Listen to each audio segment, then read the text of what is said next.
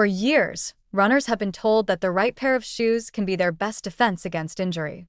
Shoe companies market cutting-edge cushioning, stability technologies, and pronation control systems with the promise that these features will protect joints, reduce stress, and improve biomechanics. But new data is beginning to challenge that narrative. While footwear can influence how you run, recent studies suggest its role in injury prevention may be far less significant than once believed, and in some cases, it may even be distracting runners from more critical risk factors. The idea that shoes alone can prevent injury is appealing because it offers a simple fix. If discomfort or injury arises, the instinct is to look for a new pair with better support or more advanced features. But research increasingly shows that running injuries stem more from training load, tissue adaptation, strength imbalances, and recovery deficits than from the shoes themselves.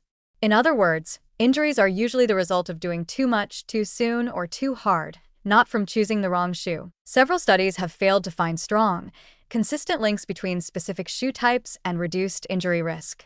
Motion control shoes, once prescribed to those with flat feet or overpronation, have not proven superior to neutral shoes in preventing injuries. Cushioning, often thought to reduce impact forces, doesn't necessarily correlate with lower injury rates either.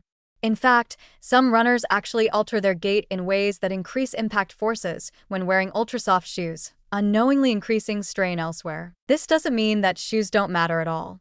Comfort, fit, and personal feel still play an important role. A shoe that causes blisters, alters natural gait, or feels unstable can absolutely lead to issues over time. Footwear should match the runner's experience level, training goals, and preferred terrain. But expecting shoes to act as protective armor against poor training habits or ignoring pain signals is a flawed assumption. The greater danger lies in overestimating what shoes can do.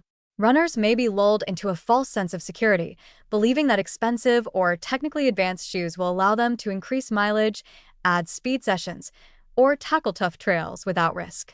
This mindset can lead to overtraining or ignoring subtle signs of fatigue or breakdown under the assumption that their footwear is doing the heavy lifting in injury prevention. It's also important to note that changing shoes, especially abruptly, can itself be a source of injury. Different heel-to-toe drops, stack heights, and sole designs can alter muscle loading patterns, putting unfamiliar stress on joints and tissues. The transition period is often overlooked, yet it's one of the most critical factors in whether a shoe works for a runner. Ultimately, injury prevention is a multifactorial process. Footwear plays a role, but it's only one piece of a much larger puzzle that includes training volume, rest, strength work, biomechanics, flexibility, and even mental stress. A good shoe can support smart training, but it cannot compensate for poor decision-making, lack of recovery, or mechanical imbalances. Instead of obsessing over finding the perfect shoe, runners may benefit more from tracking how their body responds to changes, staying consistent with strength and mobility work, and learning when to push and when to back off. The bottom line: shoes are tools, not solutions. When chosen thoughtfully and used within the context of a balanced training plan, they can contribute to long-term health and performance. But when relied on as a cure-all, they may do more to mask the problem than solve it.